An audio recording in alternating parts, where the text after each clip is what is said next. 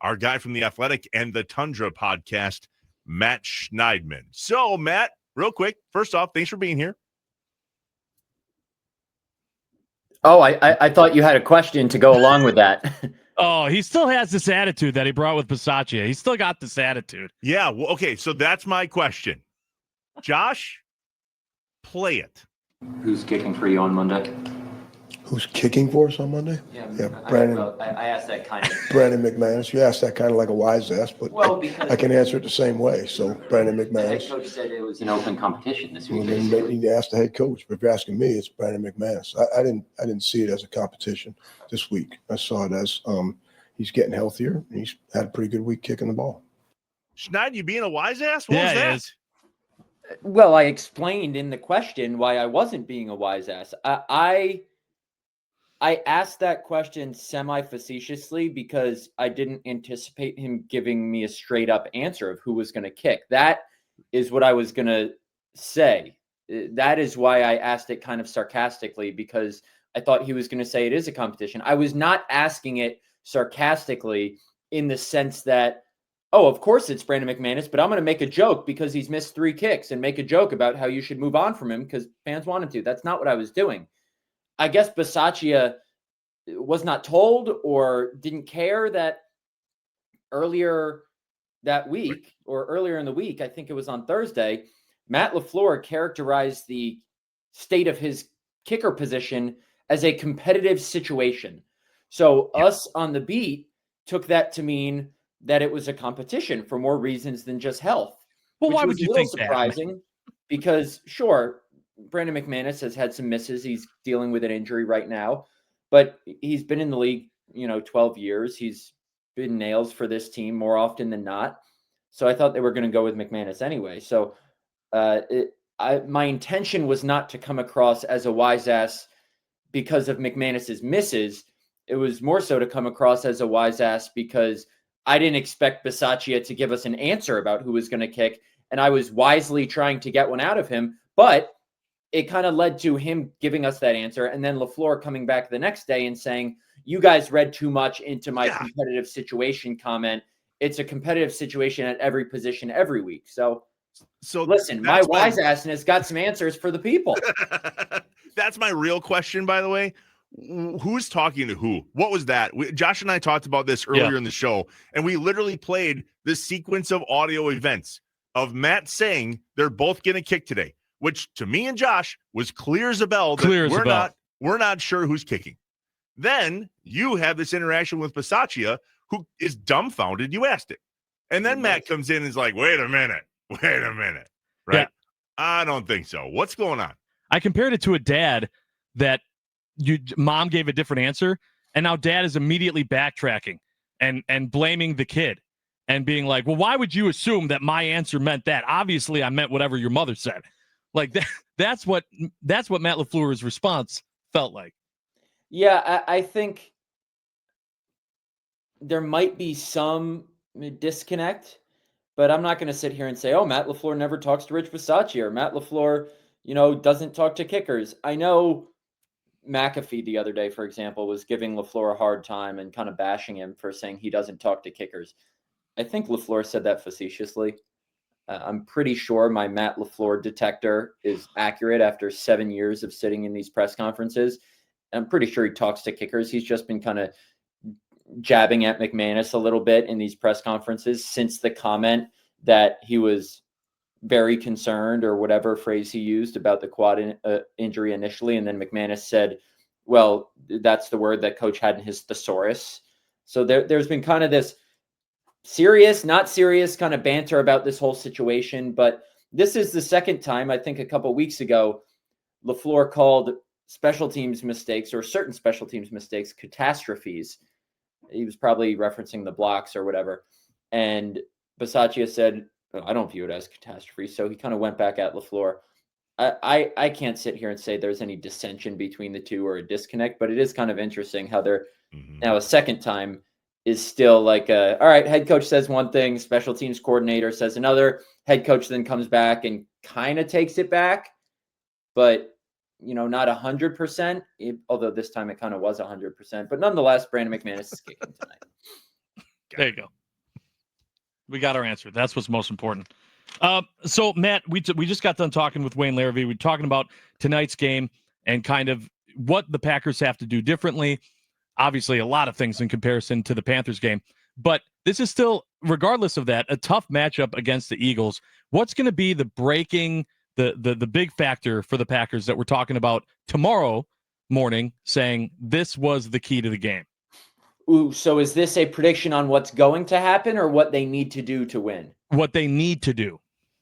They have to either win the turnover battle or keep it even, because entering week 10, the Eagles had the fewest turnovers in the NFL with 3. The Packers were tied for second fewest with 5. The Packers need to turn over Jalen Hurts. You remember the playoff game last year, obviously. Right. I think Jordan Love threw 3 interceptions and the Packers lost the opening kickoff. So they lost the turnover battle by 4, only lost that game by 12. If they can keep the turnover battle even or win it, and this is not some ridiculous scientific equation, most teams, I don't know the exact stat, who win the turnover battle will win an NFL game or at least keep it close. The Packers need to do that. They haven't taken the ball away well this year. They might still be tied for 31st or 31st alone in takeaways this year. They do have 3 in the last 3 games. They've gotten close on some others, as Jeff Hafley explained this week. But keeping that battle even or winning it tonight would go a long way in winning this game. And there's a crap ton at stake tonight. And now what's going to happen? What's going to happen? Look, when you see that the Packers are 1.5 point favorites or 1 point favorites, or they were 2.5 to start the week. I don't know what they are now. Mm-hmm. I don't know what sportsbook sponsors this show. I know what sportsbook sponsors my podcast, so I can plug them. But at Pato, I think they're still 2.5. Yeah, Potawatomi, yeah. That to me says, all right, not that the books know something, but that the Packers are going to win, because it's a trap game for people to bet the Eagles, because it's the obvious pick to bet the Eagles, and the Packers are going to cover because it seems like a trap line. But I'm still going to pick the Eagles 27-24. I just think the way the Packers have been playing since those first 2 games of the season, and looking back on the Commanders, you can really say just since the first game of the season, we haven't seen a complete effort like that from Green Bay. Second half against the Steelers was great, but it just seems this Packers team has too much going wrong for them right now, and the Eagles have too much going right for them, for the Packers to win this game. I think they keep it close, but I think they lose. 27-24 Packers is what I picked, because of course it's going to come down to a kick. Because duh. And they're going to make it? You're saying they're going to make it? Yes, to win the game. Now, who's going to kick it? I'm not sure. That's the whole weird part about this kicking controversy, because they say McManus, and that they responded to you like that was such a duh question. Yet for the first time ever, we have 2 kickers on the 53-man roster. So holding on to him is just weird to me. That's why I think it's going to come down to a kick. Well, if it's a kick, it's going to be McManus, because they're not going to use 2 game day roster spots on kickers. So you wouldn't think. I would. Trevor, if the Packers have 2 kickers active tonight, yeah, I will buy both of you a meal ahead of my next appearance on this show. Oh, let's go. Let's go. He's never going to come back. Yeah, probably. I've never There's been more no excited way for the 2 Packers kickers. have 2 kickers active tonight. Yeah, unless something happens with an injury or something like that. So, all right, 27-24. You got the Eagles. I'll take the Pack. We haven't gotten Josh's prediction quite yet. And yet Matt LaFleur says that this is about consistency in all 3 phases of football, yet we've only seen that, maybe 1.5 times from the Packers this year. So what do they have to do? And I'll say it this way, both in the game and on the sidelines, to actually have a game where there's consistency in all 3 phases. Yeah, I think in the game, the key tonight is going to be getting that running game going. And Tucker Kraft, who obviously won't play tonight, said a couple weeks ago, I think it was after, I forget which game it was after, maybe after the Bengals game. He's like, everything we do is built off our run game. Play action, the run game itself, more stuff in the pass game. The Packers haven't really gotten the run game going consistently this year, whether it's because of, situational stuff where they have to pass the ball, or because the run blocking up front for Josh Jacobs hasn't been good enough. I would tend to lean the latter. So if they can get the run game going early, that would probably open some more stuff up. They just really haven't been able to do that consistently. On the sideline, that's a good question. I think I know what you're getting at here, but the Want me to be situation. clear? What was that? I'll be clear. Let me be clear. Okay. If in case you don't need to guess, Matt LaFleur has not been consistent in his head coaching role this season. His play calling has been inconsistent. His decision making has been inconsistent. I'm not saying he's the problem, but I am saying he's been inconsistent. And so for him to want 3 phases of football consistent from his team, how do we expect that from him?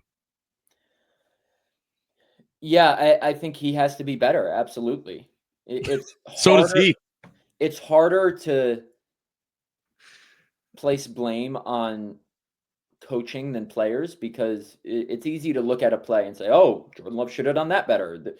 So-and-so should have done that better. We don't know exactly what's going in the head coach's mind with regards to why they called a certain play at a certain time and what were the other options. So I know the pitchforks are out for Matt LaFleur, and I'm not telling people like, oh, he's blameless, because he certainly deserves blame. I think they certainly do need better from LaFleur. But what's the Packers' strength this year? Is Jordan Love throwing the ball. I'm not saying the Packers should completely shift their identity, but let the kid sling the rock, honestly. Let the kid throw the ball. And then if they do, the onus is on Jordan Love to be patient, because after last week's game, we heard Matt LaFleur say, you can't force the big play. You can't chase the big play when teams are playing this too high shell and forcing you to take stuff underneath. You have to be patient, take the check down, run the ball well, take what's given to you. Because what the Panthers wanted Jordan Love to do was get impatient, take a shot deep, and kind of trick him into making a mistake, which is what they did in a one-score game. Vic Fangio, known for playing that same kind of defense, I guarantee you they're going to try to employ the same strategy against Jordan Love, and it's important for him to stay patient and not get eager to make that big play and throw one into double coverage for Christian Watson just because he wants to. So it's on Matt LaFleur to, I think, put the ball more in his quarterback's hands, because the run game hasn't been working as well as they've liked throughout the entirety of the season. And then it also falls on the quarterback to kind of execute what the Eagles are giving him. It seems too early, Schneid, for this to be a game that is, quote, do or die. No, it's not. Yeah. This feels also mightily important if we don't show up well. Is that a fan thing, or is that actually something that we should spend some time on talking? I think it's both. I think from a narrative perspective, this game is massive, because if they lose, there might be a section of fans outside LaFleur's house. After back-to-back losses for the first time this season to the Panthers and the Eagles, and a chance to really reassert yourself as a contender, to fall flat on that, coming off last week, noise is going to be loud outside the building about Matt LaFleur and his future. Literally, it would be a fall from first to third place in the division, behind the Lions and the Bears. It would be a fall from what would be second place in the conference if they win to seventh if they lose, and only percentage points above the 49ers for eighth. So that this is a real tight conference right now, and that's why I say both, because this game means a lot in the standings. It would push the Packers above the Eagles. It would give the Packers wins against 2 of the 3 best teams in the conference and the NFL, the Lions and the Eagles, and that matters come playoff time. And it would matter in the division too, even though it's not a division opponent. Narrative-wise, it might matter more. Not that that matters to anyone inside the building, but if they win tonight, I always think of it, and this is the last thing I'll say on this, I always think of it as which outcome is better for my story. I don't write, as everyone knows, I don't root for outcomes because I'm a fan. I'm not. I look at which outcomes might be better for my story. I think both outcomes would be terrific for readership tonight. Either they win and reassert themselves as a contender, and everyone's happy and everyone wants to read the story because they're feeling good, or they lose and the pitchforks are out for LaFleur and the comments section is filled like they were last week. So it doesn't really matter to me what happens tonight. Yeah, first story, Matt. Let's run the first story, please. Yeah. Matt, we'll leave you with this. Bob in Minneapolis has a message. He says, reminder, the Packers under Mike Sherman had 2 punters. So it would not shock him if there were 2 place kickers active tonight based on all of the chatter. I'm just saying. It would shock me. I appreciate that, though, Bob. There ain't no way. Well, I'm it's with going him. to I'm with feed you, me. man. It'll feed me if it's right. Matt Schneidman from The Athletic and the Tundra podcast. By the way, how is Ty Schmidt? Totally jealous of that. He's great. He seems like a great dude. Yeah. Yeah, I can't say I'm best friends with Ty, but we've been in touch for a couple years now because he's a Yankee fan. I'm a Yankee fan. He's whoever texts me whenever I go on that show. But yeah, he was great. It was fun. The Tundra podcast, Matt Schneidman, John Kuhn. Find it wherever you listen to podcasts. Matt Schneidman from The Athletic. Thanks for jumping on, bud. Thanks, Matt. guys.